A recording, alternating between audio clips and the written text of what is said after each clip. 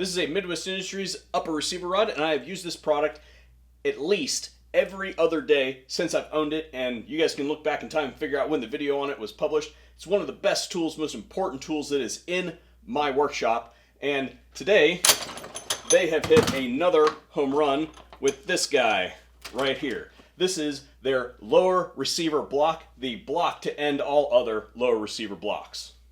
Tell me it's gotten boring in the gun industry without telling me that you're bored. Yeah, today we're going to talk about tools. But no, in all seriousness, this is very well done.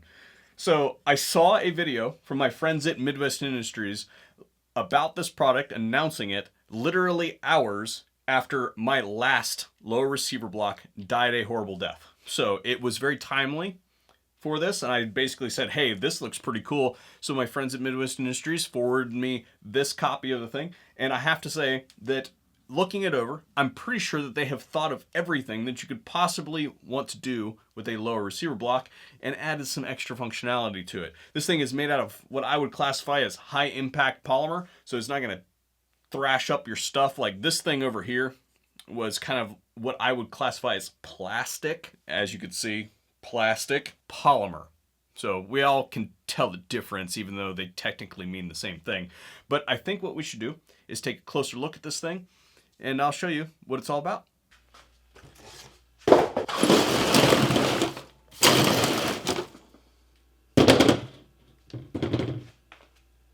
Now, I apologize in advance for the tabletop. I know this is not popular due to certain people on the internet overusing it, but in my opinion, there's really no other way that I can do this for you guys in a concise manner. So, lots of functionality, different size, different functions. So we're going to start with this side over here. And as you can see, this is left side lower receiver. Well, if we take the left side of the lower receiver, it doesn't fit. That's because the left side of the lower receiver should face you. In my opinion, this is the perfect orientation for the first step in assembling any lower, even though we're not going to be assembling this lower for video purposes here today. Some people will say that the first thing you should do is put the magazine catch in because that allows you to attach it to something. I disagree. I think the first step should be the trigger guard. The reason why is that is the easiest point to break on the lower receiver, and because of that, I want to do it first if I'm going to break it. The good thing about this block is it has thought about that. Those little wings that you see there are supported by this block, so it's going to be pretty difficult to snap those off.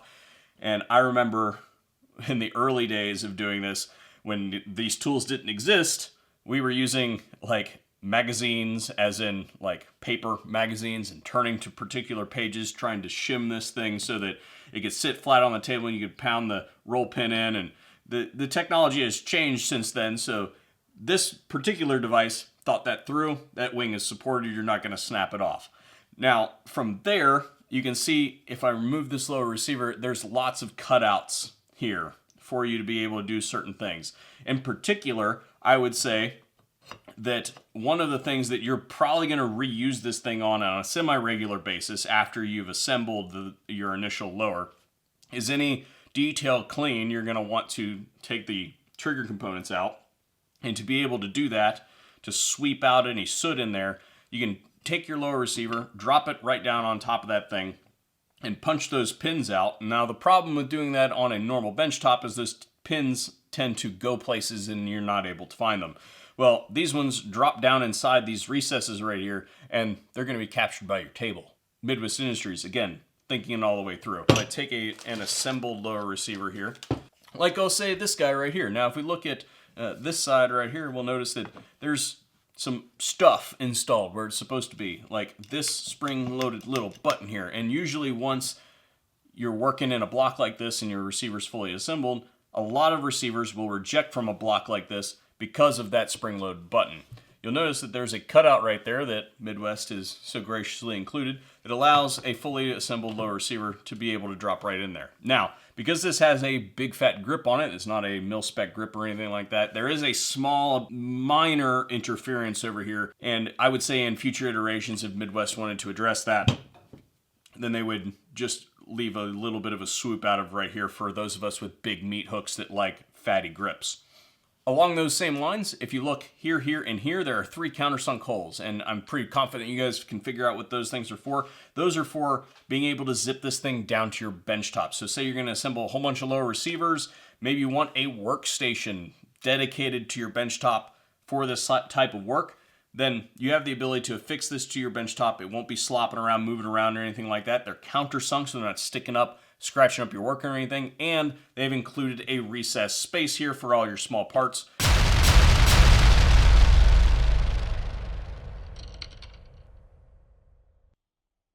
And that's about how big it is, although that's a really terrible analogy because that's a 4.6 round and nobody actually knows how big that is.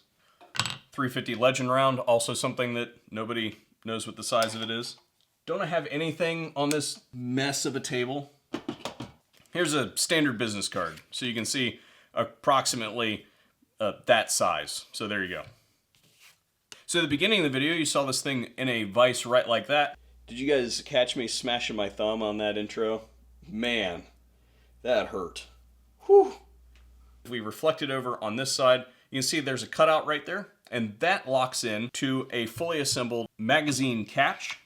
There are multiple operations when putting together an AR lower that you may want this thing in different orientations. And when you have that thing locked in like that, it can be put into a vise and spun in any orientation, even upside down if you care, because these surfaces here and here are parallel. Which brings us to this side over here, and this is the absolute game changer. You can see gas block. I have tried so many different things in a traditional workshop setting to be able to get a gas block in a good orientation to be able to put in a roll pin. Let me go get one.